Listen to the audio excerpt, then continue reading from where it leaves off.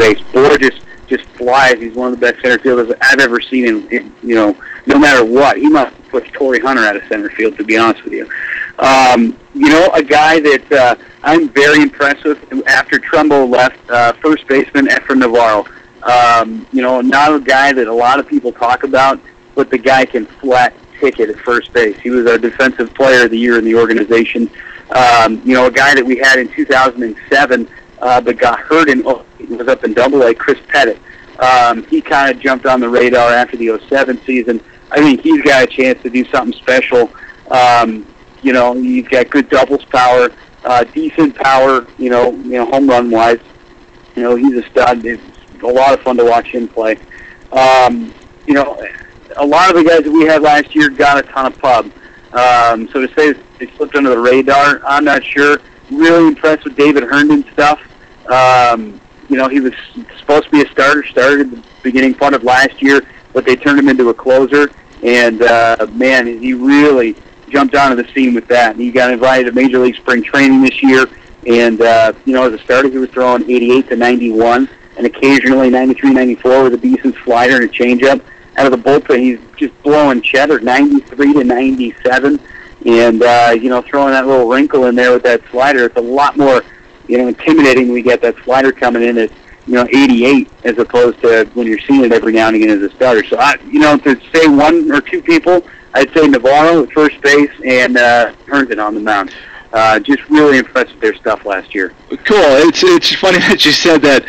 You mentioned the invite to spring training. Well, the Angels, and I've talked about this before, and I actually run into this when I've gone out there.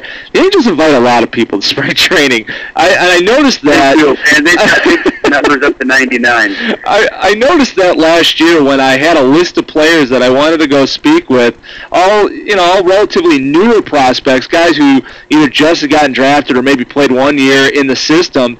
And I actually went into Abe Flora's office. I sat down, I started rattling off names, and he's like, "He's up at the big league camp." I go, "He is?"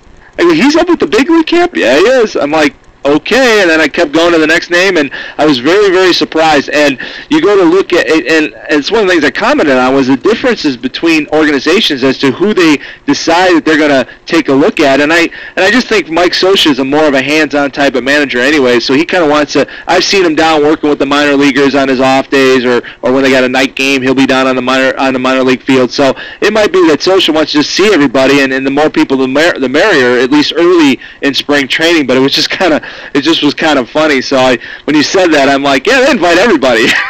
So.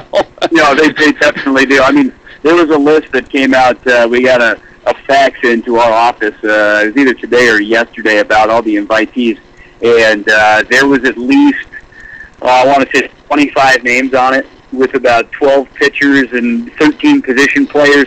And of those 25, at least 23 have been with the Quakes in some way, shape, or form over the last, couple of years, even guys that we had last year. So, I mean, a lot of familiar faces on that list that we just saw. And, Scioscia's very hands-on, as you said. A couple of years ago, I remember in 07, the Angels were on a road trip, or were on a homestand, and they had an off day in between. But we had a game in Rancho, and Scioscia sent up Mickey Hatcher, and Hatcher was in the press box, and I had him on the air with me a little bit.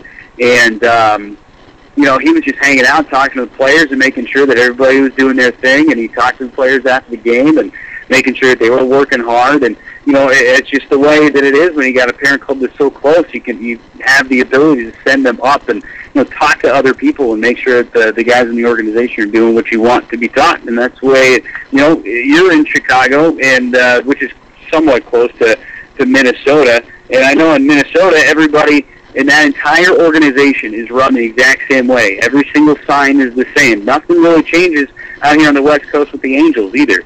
I strictly and very firmly believe that a lot of the organization is the same. The same signs and the same style of baseball is all the way through from top to bottom. And, there's a lot to be said about that. And if you look at the Minnesota Twins, the success that they've had in their minor league system, and obviously the Angels have been a little bit more free agent, I don't want to say free agent happy, but they've gone a little bit more out on the market than the Twins have. But nonetheless, I think that does bring up a very good point about the consistency on the minor league level. And, I mean, I had a chance to speak with over the summer. Keith Johnson, who's a manager of the Cedar Rapids Colonels, and Keith was telling me that was the philosophy, that the Angels put in their philosophy, and they try to, like you said, they try to keep it very consistent from level to level to level. So if somebody does get called up, it's not like they're walking into a completely new situation. They're used to it. It's Angels baseball. So you're not going to be a deer in the headlights in this organization. Not at all. Not at all. You're going to walk in. You're going to step in, and you'll have the occasional blip on the radar. Brandon Wood has been phenomenal in the minor leagues. Great in Rancho, set a Cal League record for home runs in a single season in '05, and has worked his way up, but just hasn't quite fit at that big league level yet. But I mean, other than that, it seems like everybody that comes up is ready to work and ready to play Angel baseball. Now, one last thing about the specific league that you covered. Was there anybody else that jumped out at you from another organization that really, when you were watching them in the California League, and I hate to do this, but we know that there are all those people. I can go to any of these sites and read and blah blah blah. But is there anybody else out there who you saw from another organization that said, "Wow, I didn't expect that"? Kind of the same thing. Somebody who just really surprised you and that you got to see numerous times through the league. Well, a lot of the guys in our league last year were relatively high prospect type of guys. I mean, I could go down the list of, top players at each place. Lancaster had Lars Anderson, phenomenal baseball player. He's going to be a stud. He's going to be the first baseman in Boston in at least a year, maybe 2010. He was phenomenal. Greg Hallman with the Seattle organization. He was in High Desert. Just terrific tools. Could really run the bases. Can really go get it in center. Strikes out a little bit too much, but just limitless power. Let's see. San Bernardino, the 66ers had Carlos Santana for a long time until the Dodgers traded him off to the Indians in the Casey Blake deal. He was phenomenal. A guy that I really like on that squad too is Jaime Pedroza. I don't know if he gets a lot of pub, but every time that we played against him, Pedroza was just killing us every single time. It was singles, doubles, triples, homers, fielding every ground ball to him. Maybe it was just us, but he looked like he was ready to go to the big leagues when he played against us. Pedroza might be one of those guys that stands out to me. Cedric Hunter down at Lake Elsinore was phenomenal. Eric Sogard, the little second baseman with the Padres organization in Lake Elsinore as well. He was pretty decent. Cannon behind the plate, saw a lot of him. The big two in San Jose with Alderson. I mean, he was every bit as advertised as well. He's phenomenal. Those guys are great. We saw a lot of talent in Stockton. Chris Carter just mashes the ball. He just got to find a position. He could be a DH. He could be first. They played him third against us a couple times. Pretty solid there. They had a couple of good arms. De Los Santos made it all the way up to AAA. But he went down with Tommy John surgery, so he was pretty solid. Saw Elvis Andrews in Bakersfield a couple of years ago. He's going to be pretty solid. He could be at the big club this year, even though the Rangers just signed Vizquel today. But ton of talent that came through. Visalia nobody really special. Maybe Pedro Siriaco was the best guy that I saw out of there.